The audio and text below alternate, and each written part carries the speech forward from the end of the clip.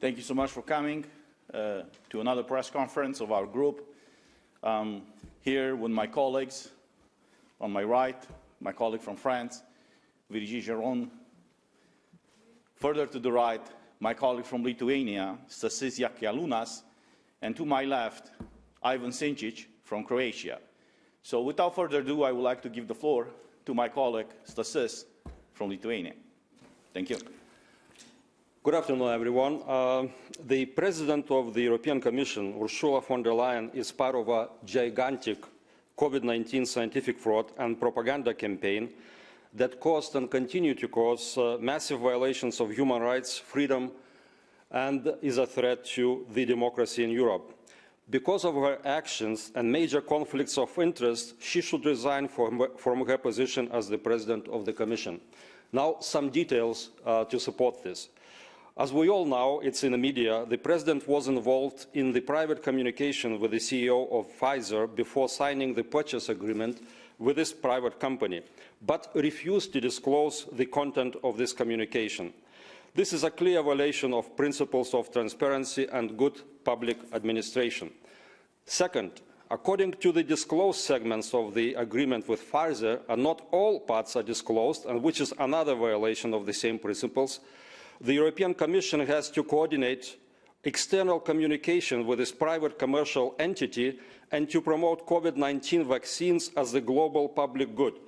This is not science, this is not good governance, this is an execution of vaccine business plan, and the President of the European Commission acts as the chief sales representative of this business.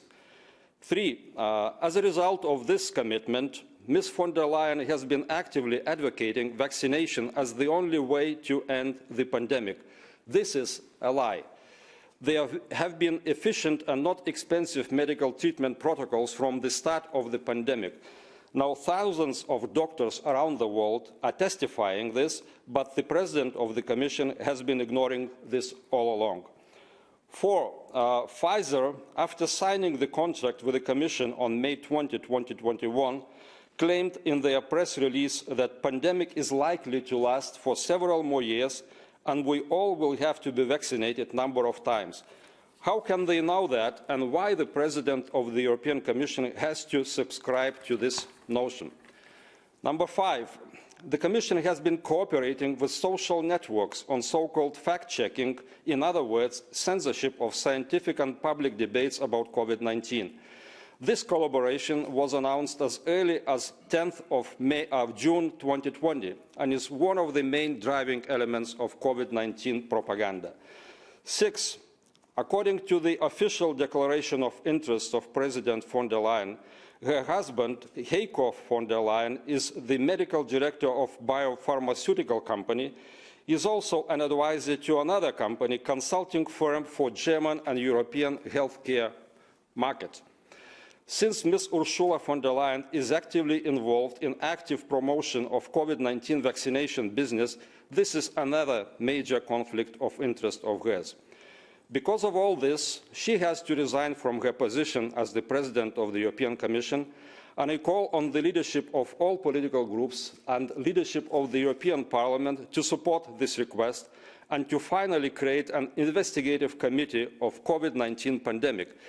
People of the European Union need answers from this Parliament on how and why this pandemic started, how it was managed, and how to prevent it from happening again.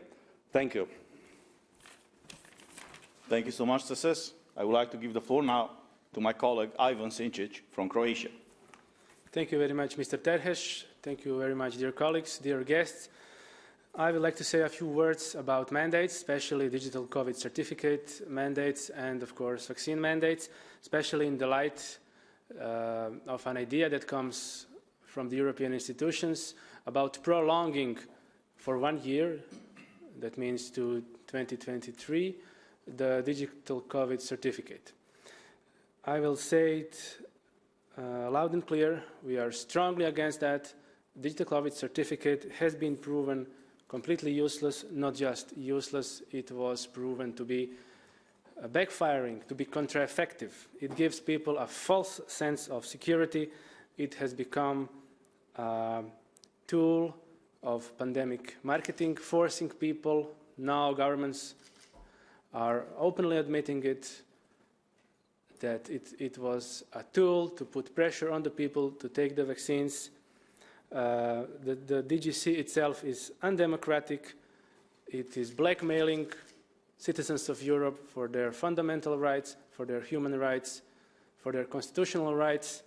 In some countries, unless you have a DGC, you cannot access your job, you cannot access your supermarket or store, you cannot access public buildings, etc., etc. It is, as I said, not just useless, it is backfiring, and it is basically a license to spread and infect. There is a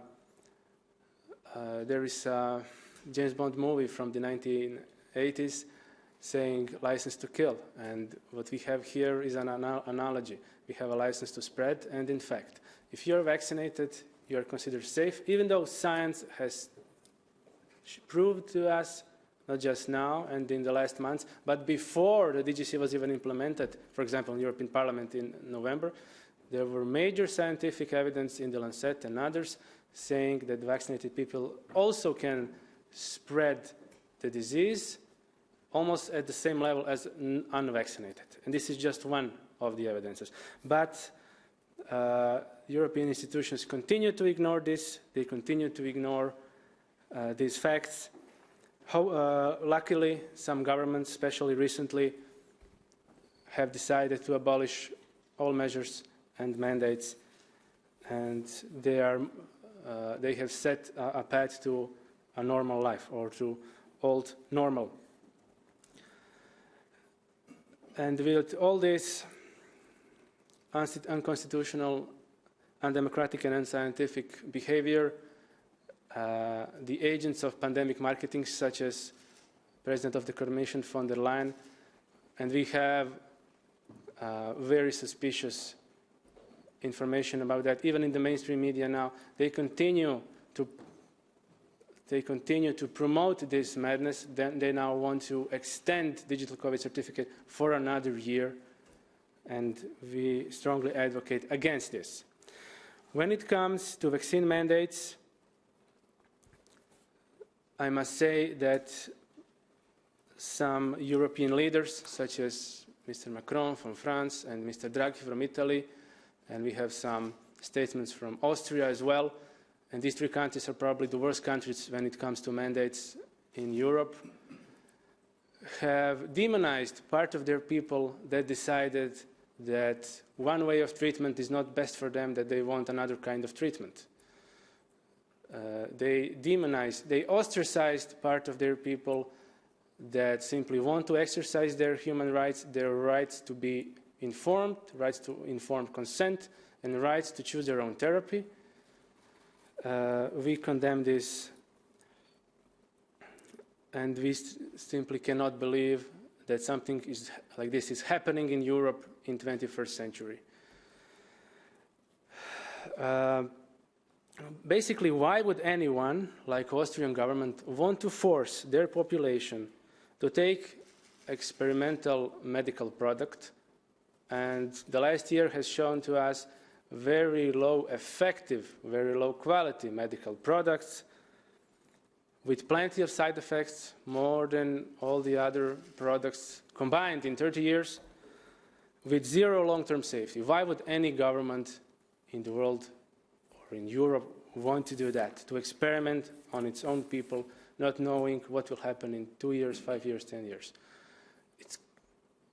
It's a total disaster, and we strongly protest against this, and we are also very happy to be proven right, that what we were claiming, and we were claiming what the science showed us, what the practice showed us in the last few months, that we are on a right path, and we are very happy to see that all around the world many governments are lifting their mandates, and that the people are rising to fight for their rights, for their freedoms, that people who are tired of not just health crisis, but economic crisis, democratic deficit, and everything else I have mentioned, What we have here clearly is a pandemic of corruption, and we are determined to get to the bottom of this. And we want European institutions, starting from Ombudsman to many others, to make full investigations. And what we need in Europe is accountability. Thank you. Thank you so much, Ivan. I would like to give the floor now to my colleague, Virginie Giron from France. Merci. Mesdames et messieurs, merci d'être là, parce que pendant que nous sommes tous confortablement assis ici à Strasbourg, mes compatriotes de toute la France sont au froid à Bruxelles pour dénoncer les mesures liberticides mises en place par des gens qui sont dans les mains des lobbies. Comme mes collègues l'ont dit, nous avons besoin de transparence. Mais Mme van der Leyen préfère répondre que les États membres réfléchissent rapidement à la mise en place de l'obligation vaccinale. Pour ce faire, la Commission a décidé sans fondement sanitaire ou scientifique que le certificat Covid européen sera prorogé jusqu'en juin 2023.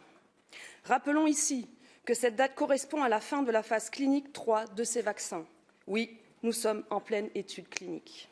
Aujourd'hui, plus d'1 million de cas d'effets indésirables sont répertoriés par l'EMA, l'Agence médicale européenne. 1 million sans compter ceux qui ne sont pas transmis, car il y a beaucoup de réticence de la part des médecins à le faire.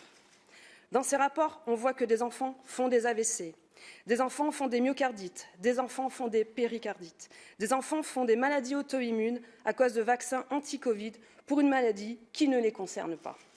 Je vais donc redéposer une résolution pour un fonds d'indemnisation des victimes des vaccins anti-Covid. Je remercie d'avance aux décodeurs de fake news de bien faire leur travail, pas comme la dernière fois. Cette résolution a déjà été déposée en septembre. Elle a été balayée d'un revers de la main, même pas débattue, et c'est un scandale. Un jour, tous ces gens, lobbies, gouvernements, technocrates, médias, complices, devront répondre de leurs actes. En attendant, je répondrai simplement à Clément Beaune que le seul convoi de la honte et des égoïstes est celui envoyé par Macron sur des Français qu'il a très envie d'emmerder, sur des Français qui, pour lui, ne sont rien. Je vous remercie. Thank you so much.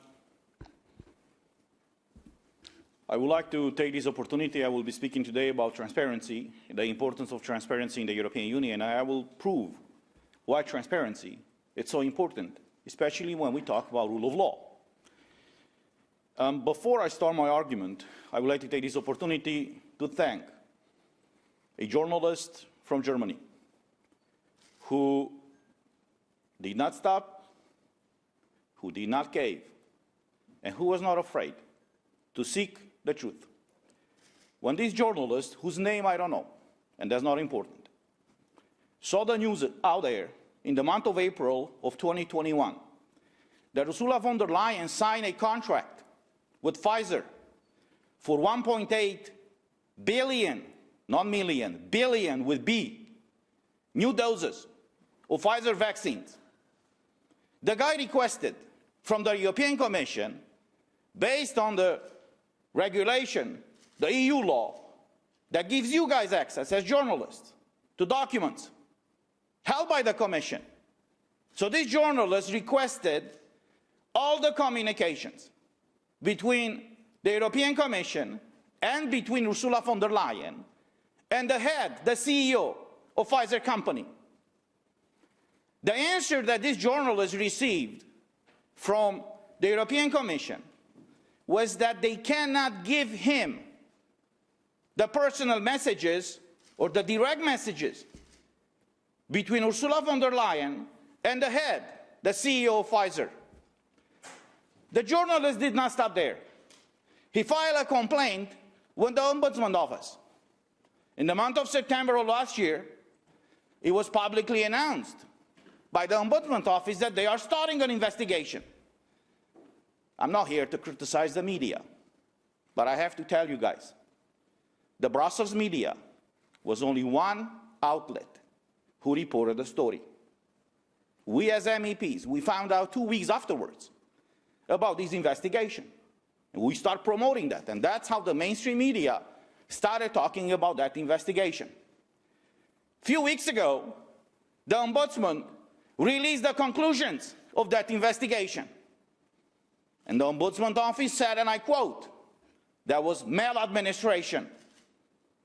when the European Commission, and implicitly the head of the European Commission, Ursula von der Leyen, refused to disclose these personal communications between her and the Pfizer CEOs. So my question to all of you, not only of you as journalists, but people who are watching us and who will be watching us, is this the kind of Europe that we want? Where the president, an unelected by the people president of the European Commission, is negotiating personally with the head of a private company that will affect our basic fundamental rights, as all of my colleagues already said. We should, not only that we are entitled by law and by the Treaty of the European Union to have access to these documents, but it should have been her, the first one disclosing this information to us as MEPs, to US journalists, and to everybody living in the European Union, because we are all affected by these decisions. And that did not happen. So I have to take this opportunity to thank Emily O'Reilly, the European Ombudsman, for not caving, for not stopping, and for actually doing her job. She was pressured. She was threatened. I know the kind of backdoor deals were here in the Parliament. To stop mentioning in all these reports about her activity, do not say anything about the contracts. Backdoor deals. But she did not stop. She did what was supposed to be doing. And that's how we found out that there was maladministration. But this is not enough. You remember a few months ago, in a similar press conference, I showed you the contracts, the way they were released to the public and to US media. After the pharma companies accepted to be released this way. And I will show you some of the pages. This is the contract with Moderna. Pfizer is even worse. At least here you can see the page number. In the contract with Pfizer that was released to the public, you can't even see the page number. So I'm asking all of you, is this transparency? Do US journalists or US people feel safe when the head of the European Commission is negotiating personally with the CEO of a private company, public company, whatever, you know, they have stocks, but it's still a company. It's not a government. It's not a state. We became objects of these people. They strip away our rights because they have commercial agreements. This is unacceptable. So yesterday, we had to vote in the plenary, and you can check the records, on what is called the activities of the European Ombudsman Annual Report for 2020. And I have to congratulate my colleagues from all the groups who included in this report, in the draft report, I would say, before it was put to vote, an article where the Parliament, the European Parliament, is demanding, it's asking, it's urging the European Commission to release not only all the contracts that were released, as I showed you. This is the great transparency in the European Union. The Parliament said in its draft report that all the contracts with these pharmaceutical companies be released, and going forward, the European Commission should not accept a clause in these contracts that they will not be able to release the full content, the full version of these contracts. We were all happy with that article. But we were shocked yesterday morning when we saw an amendment from the EPP group, the European People's Party group. That's not People's Party anymore. The European Special Interest Group. So I will read, and I quote, some of the things that were mentioned in this article, because it's important, especially for US journalists, to have access to correct information in order for you to properly inform the audience. And what they try to do. The first thing mentioned in this report is the following, and I quote, "It is in the interest of the European citizens to have clarity and transparency on the advanced purchase agreements and purchase agreements concerning COVID-19 vaccines, and that this must prevail over the request of the manufacturers to introduce non-disclosure clauses. The amendment proposed by EPP was to remove this language. So my question is, why don't they want to have people access to these contracts? Second thing, the European Parliament, it's encouraging the Ombudsman to continue her inquiries and to ask the Commission to publish non-redacted versions of such advanced purchase agreements and purchase agreements.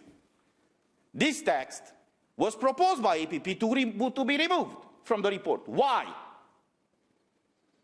And I'm urging you guys as journalists, ask the leadership of EPP group why they don't want the European citizens and you as journalists to see the contracts, the content of these contracts. The article also says that emphasizes that any lack of transparency in the framework of COVID-19 pandemic is at odds with citizens' rights to information and fuels disinformation and distrust, which is true. We don't know what's in these contracts. Some people contacted me unofficially who said, man, you should not be aware everything is okay. I said, I don't know. I don't know. But just the fact that even us as MEPs, we are not able to see the full version of these contracts, this is a problem in itself. Even this text, they wanted to be removed. And there was another mention where the European Commission was urged to publish, fully publish all these contracts. Also this text was proposed to be removed. But see, people have the power. We mentioned before that we are elected by the people, for the people. So we had a vote yesterday from all the political groups except EPP, who took into consideration the fundamental rights of the European citizens. And this is how they voted. Here's the result of the vote. 187 MEPs, the vast majority from EPP, voted in favor of this amendment to not allow the EU citizens and the journalists to have access to full contracts.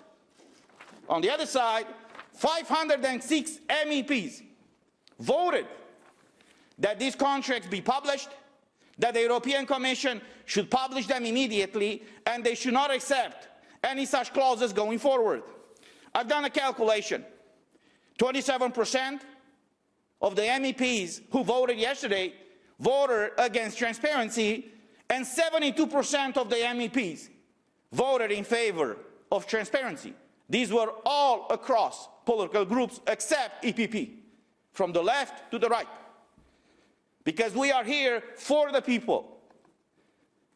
So I would like to take this opportunity to thank again to this journalist from Germany who did not stop and keep pressuring to find out what is going on between these messages that were privately exchanged between the head of the European Commission and the CEO of Pfizer.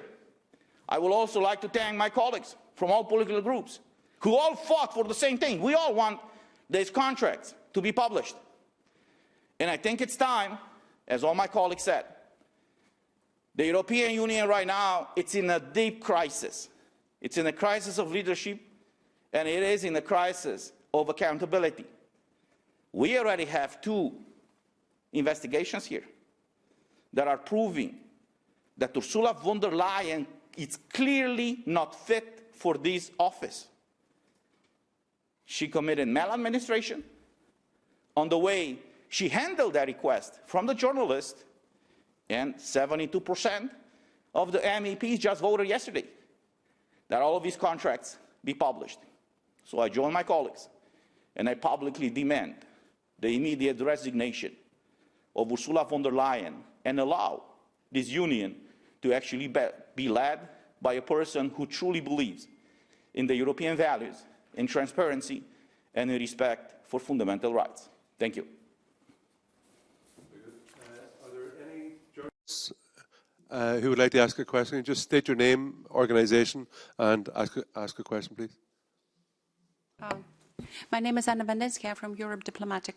I have two questions for panelists. So it's up to you to choose who feels are appropriate to answer. My first question is that there were a lot of regrets expressed because Madam President von der Leyen didn't come now to debate with the MEPs this time. It's the second time that she didn't come to the Parliament, but she preferred a commercial event promoting vaccine, biotech. So my first question is, do you think that you can explain it with her family relation? Because her husband, Mr. Heiko von der Leyen, is working for vaccine. He's a medical director of a company that is promoting this similar product. And my question to you, don't you think that there is a conflict of interest and she can't express her respect for her husband's work otherwise than using her official position? And the second question is about a situation in Canada. Because there was a martial law introduced to quell the protest of vaccine skeptics, because the Prime Minister of Canada, Trudeau, Justin Trudeau, said that it's unacceptable to mistrust the vaccine, and so now he declared martial law, and people can be kept without a lawyer for 90 days, and there can be mass arrests conducted, because last time there was this situation against the terrorist groups. There were 300 perquisitions, je ne sais pas les noms, and 500 people were, there were mass arrests, and people stayed 90 days without lawyer. So my question is it appropriate to suppress human rights in a country which is a strategic partner to the European Union? I was asking this question here the whole day yesterday. I didn't get an answer. Thank you so much. I would like to give the floor to my colleague Stasis, because he spoke about this personal relationship between Ursula's husband and some of these pharma companies. Yeah, thank you, Cristiano. Thank you for the question. For me, it's clearly a conflict of interest, especially in this situation when this pandemic is managed in the way it is managed, promoting certain products at the expense of other products, treatments, etc. So Mr. Heiko von der Leyen, as I mentioned, is employed or advising not one but two companies. One of them has a relationship through the personnel with Pfizer.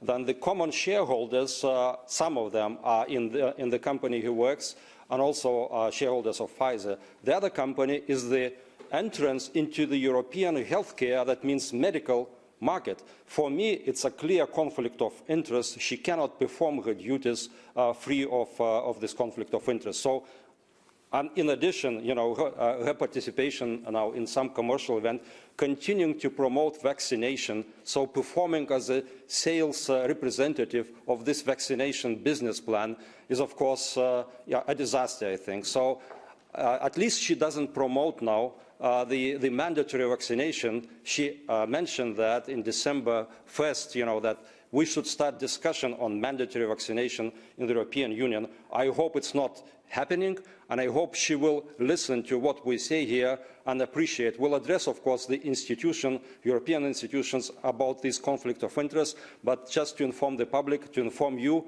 that our position is that she's in a deep, massive conflicts of interest, not one, but several. Thank you. I think you can come here and answer the question about Canada. Okay. If you want to go first with that question, go ahead. No, just continue. Okay. I'm sorry I'm late, but as you can see, I'm a little indisposed. And I have to say, wow, so much has happened since our press conference back in November of last year. And I've been told by so many people that because of my clear stance on defending freedom, democracy, and the rule of law, that I've given a lot of people hope. This is flattering, of course, but it is only part of the story. What we have seen since November is absolutely incredible. People are voicing their opinion on government overreach. They're taking to the street, protesting these illiberal COVID mandates, and they're challenging their governments in ever-increasing numbers. In Germany, thousands and thousands of people take strolls every Monday night in hundreds of cities all across the country to express to the German government that they will not tolerate being stripped of their civil rights. In Australia, Italy, France, Austria, New Zealand, and Belgium, in pretty much every Western country of the world. People are rising to defend freedom, democracy, and the rule of law. And they're doing so despite democratic governments' desperate attempt to shut these protests down by forbidding them, intimidating protesters with brute police force and water cannons, criminalizing governments, critics even going so far as to arresting them. And out of all of these movements, it is the Canadian truckers that stand out and shine brightest. Because it was the Canadian truckers, their boldness, their courage, their determination to stand up to their governments. And it was they who inspired so many others all over the world to finally come together and be determined to put a stop to governments tearing down the very foundation of our democracies. And the reason I'm telling you all of this is this. While I might have given hope to people, like I said, it's only half the story, because the other part of the story is this. I, too, needed hope. I, too, needed to know that I am not the only one fighting this fight. We all needed this hope. We all did. And this is what you have given us. Hope. Hope that not all is lost yet. Hope that freedom and democracy can still be restored. And it is that hope that nurtures my strength and my determination to keep up fighting on my end of the bargain. Because it is not enough for a handful of MEPs to stand up and toggle this fight. It is not enough. We need you, the people, because you are so infinitely more powerful when it comes to convincing governments that they are not doing the right thing. So please, first of all, thank you for doing all of this, for paying us the strength we need to do our job here. But please stand up to your governments and follow the brave Canadian truckers' lead. They did exactly the right thing. Thank you. Any more questions from journalists, please? Just any more? Yeah. No, but sorry, I don't find that the speech is answer to my question. Sorry, I would like to have an answer to my question. It was very precise. I can answer to, no, but Mr. I can answer to your question. Yes. It was very precise. Short and sweet. In regards to the first thing, the conflict of interest, we are not prosecutors here. So I will not go into saying if that's a conflict of interest or not. We have the EPP's office, which is led by Laura Codruța-Kövesi, the brave Romanian, who in Romania investigated people for an alleged bribery of 2, 3, 10 euros. So this office should be the one investigating exactly what is happening with these contracts.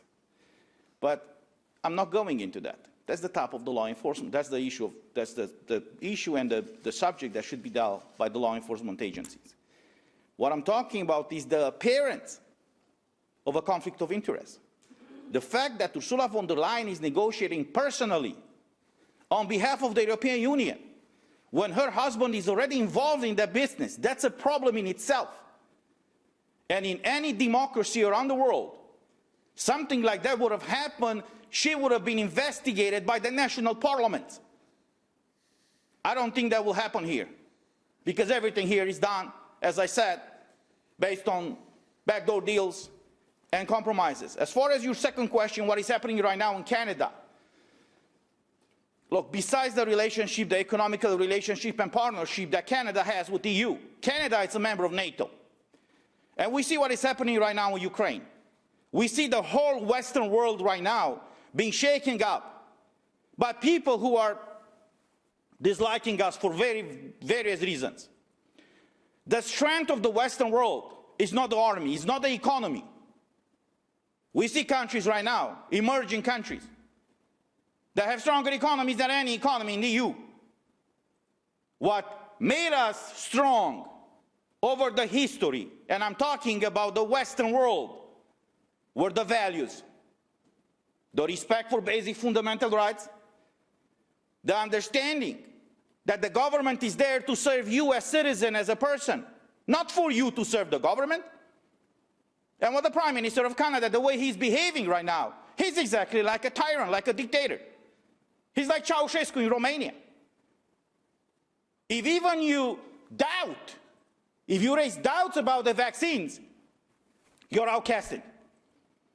What's the difference between what he does and what happened under the Inquisition? See, on one side they say, well, we should not believe in God, but on the other side they say, believe in science. We don't have to. Science is not about belief. Science is about measurements, conclusions, hypotheses, and arguments. We got to a point right now where even if you say something, if you raise any doubts, you're already considered, as whatever, they label you in very different ways. This is not okay. And I have to tell you, that when I saw the protests in Canada, the way the truckers over there reacted, I got in touch with some of them, others contacted me, I congratulated them, and I want to use this opportunity to thank them. And I hope this movement for freedom and for rights is spreading all around the world. Because at the end of the day, we have to make sure that all these elected officials, they understand that they were elected in those offices to work for the people, not to behave like masters of slaves. Thank you. I'll just finish off. Any more journalists? Any more questions? Okay, I'd like to thank everybody for coming here today. So everybody safe home. God bless. Thank you. Bye-bye.